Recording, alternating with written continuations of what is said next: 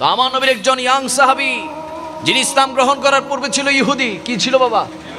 যার নাম হচ্ছে মুসাব ইবনে উমাইর রাদিয়াল্লাহু তাআলা আনহু। সুবহানাল্লাহ বলে না। শান শৌকত ছিল, দামি দামি পোশাক পরতো। একটা জামা একবারে শরীরে দিত, দ্বিতীয়বার দিত না। দামি দামি পারফিউম, দামি দামি আতর ব্যবহার করত। যেদিকে হেঁটে যেত সবাই বলতে পারতো ওইদিকে মুসাব ইবনে উমাইর হেঁটে গিয়েছে। আল্লাহু আকবার বলে না। একবার মক্কার বাজারে গেলেন, যাওয়ার পরে দেখতে পেলেন কে যেন একজন দাঁড়িয়ে আছে, যার পিছনের চুলগুলা সাগরের ঢেউয়ের মতো ঢেউ খাচ্ছে। আওয়াজে বলি না সুবহানাল্লাহ। মুসাব ইবনে উমাইর অবাক দৃষ্টিতে তাকিয়ে আছে, এত সুন্দর চুল।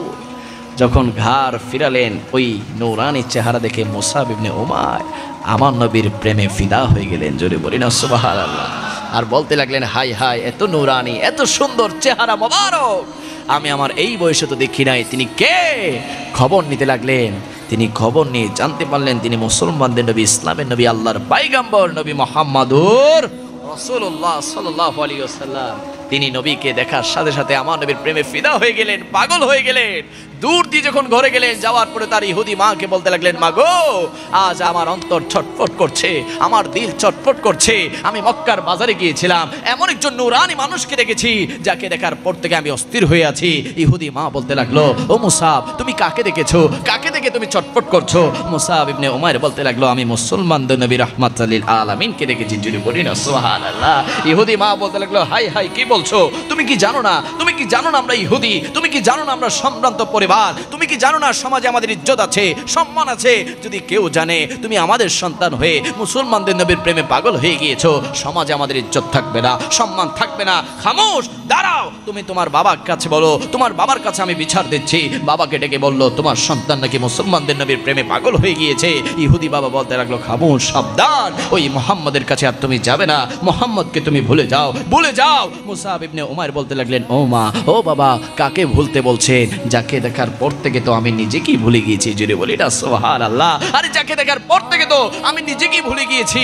ও মা, ও বাবা, আমি দুনিয়া চাই না, আমি মা বাবা চাই না, আমি শান শৌকত চাই না, আমি ওই দয়াল নবীর কদম মোবারকে থাকতে চাই। জুড়ে বলি না সুবহানাল্লাহ।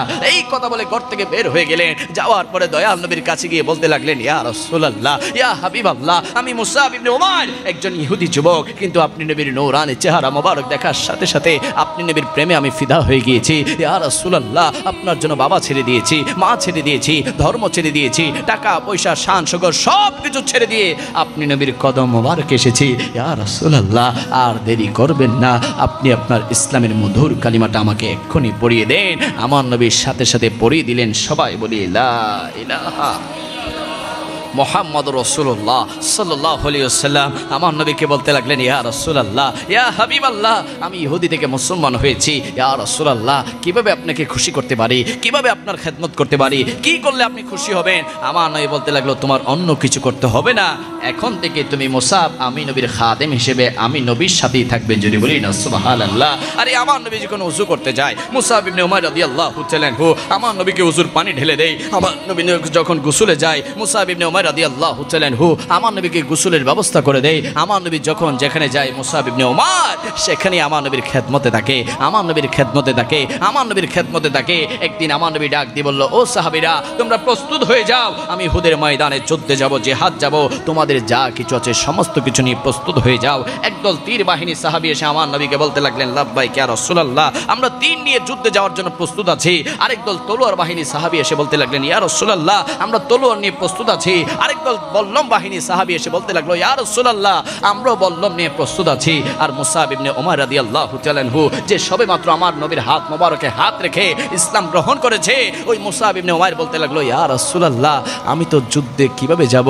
আমি তো তলোয়ার চালাতে জানি না, আমি তো তীর চালাতে জানি না, আমি তো বল্লম মারতে জানি না। ইয়া রাসূলুল্লাহ, আপনি কি আমাকে যুদ্ধে নেবেন না? আপনি কি আমাকে যুদ্ধে নেবেন না? আমার নবী বলতে লাগলো, হা হা মুসাব, তোমাকে আমি যুদ্ধে নিব, তবে তোমার তলোয়ার চালাতে হবে না, তীর মারতে হবে না, বল্লম মারতে হবে না। যুদ্ধের ময়দানে তুমি আমি নবীর ইসলামের কালিমার পতাকাকে তুমি উঁচু করে শুধুমাত্র ধরে রাখবে। জুড়ে বলি না সুবহানাল্লাহ। আমার নবী যুদ্ধে গেলেন, রওনা করলেন, সাহাবায়ে কেরামরা গেলেন, উহুদের ময়দানে যুদ্ধ শুরু হয়ে গেল। সাহাবায়ে কেরামরা যুদ্ধ করতে লাগলেন, আমার নবী যুদ্ধ করতে লাগলেন। মুসাব ইবনে উমাইর চিন্তা করতে লাগলেন, হাতের মধ্যে তলোয়ার নাই, বল্লম নাই, তীর নাই, দয়াল নবীর সাথে আমাকে নিয়ে এসেছে। যদি দয়াল নবীর শরীর মুবারকে তীরের আঘাত আসে, তলোয়ারের আঘাত আসে, বল্লমের আঘাত আসে, আমি মুসাব আর বেঁচে থেকে কি করব এই চিন্তায় পেরেশান হয়ে একবার আমার নবীর সামনের দিকে, পিছনের দিকে, ডান দিকে, বাম দিকে ঘুরতে লাগলেন, যেন তীরের আঘাত রাসূলুল্লাহর শরীর মোবারকে না লাগে, মুসাব ইবনে উমাইরের শরীরের মধ্যে লাগে। সুবহানাল্লাহ। হঠাৎ একটা দূর থেকে তীর আসলো, ওই তীরটা দয়াল নবীর শরীর মোবারকে না লাগে মুসাব ইবনে উমাইরের বুকের মধ্যে ঢুকে যায়। মুসাব ইবনে উমাইর আল্লাহু আকবার বলে একটা চিৎকার দিয়ে দয়াল নবীর চেহারা মোবারকের দিকে তাকায়, দেখছে আমার নবী যুদ্ধে ব্যস্ত। আমার নবী দেখে নাই আরেকটা মুনাফিক মুশরিক কাফের এসে মুসাব ইবনে উমাইরের বাম হাতের মধ্যে তলোয়ার দিয়ে একটা আঘাত দেয়, সাথে সাথে মুসাব ইবনে উমাইরের বাম হাতটা জমিনে পড়ে যায়। মুসাব ইবনে উমাইর আবারও দয়াল নবীর চেহারা মোবারকের দিকে তাকায়, দেখছে না না আমার নবী দেখে নাই, আবার নবী যুদ্ধে ব্যস্ত। ওই কাফের যখন আরেকটা তলোয়ারের আঘাত দিয়ে ডান হাতের মধ্যে আঘাত করে, সাথে সাথে জমিনের মধ্যে ডান হাতটা পড়ে যায়। মুসাব ইবনে উমাইরের ডান হাতের মধ্যে ইসলামের পতাকা ছিল, সেই পতাকা জমিনে পড়তে দেয় নাই। মুসাব ইবনে উমাইর দাঁতের মারি দিয়ে, কামড় দিয়ে ওই ইসলামের পতাকা ধরে রেখেছে। ওই কাফের যখন বুকের মধ্যে, পেটের মধ্যে তলোয়ারের আঘাত দেয়, সাথে সাথে মুসাব ইবনে উমাইর একটা চিৎকার দিয়ে বললেন, ইয়া রাসূলুল্লাহ, ইয়া রাসূলুল্লাহ, ইয়া রাসূলুল্লাহ। আমার নবীর সাথে সাথে তাকিয়ে দেখতে পেলেন মুসাব ইবনে উমাইর জমিনের মধ্যে পড়ে আছে, জমিনের মধ্যে পড়ে আছে। দূর দিয়ে মুসাব ইবনে উমাইরকে বলতে লাগলেন, ও মুসাব, এই কি তোমার কি হাল হলো? তোমার ডান হাত জমিনে, বাম হাত জমিনে। ইয়া রাসূলুল্লাহ, ইয়া হাবিবাল্লাহ, চিন্তা করবেন না, আমার জীবন হয়তো চলে যাবে। আমি চিন্তা, আমার বড় ইচ্ছা, আমার বড় আশা, আমার বড় তামান্না ছিল, ইয়া রাসূলুল্লাহ, আপনি নবীর জন্য জীবনটা কুরবান করব। আজ আমার সেই আশা আকাঙ্ক্ষা পূরণ হয়েছে।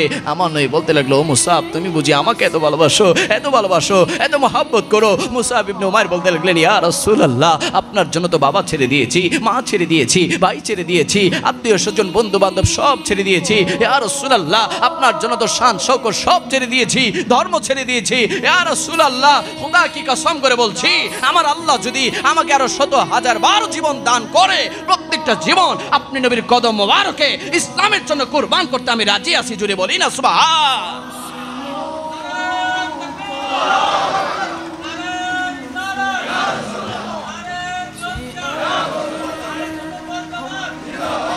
ইয়া রাসূলুল্লাহ, আমার জীবন তো আপনার জন্য।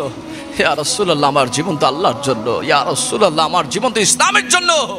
একবার নয়, 100,000 বারও আপনার জন্য আমি জীবন দিতে রাজি আছি। যদি বলি না সুবহানাল্লাহ। এই মুসাব ইবনে উমাইরের মতো এলাকার যুবকরা নিজের জীবন নবীর জন্য দিতে রাজি আছে না নাই?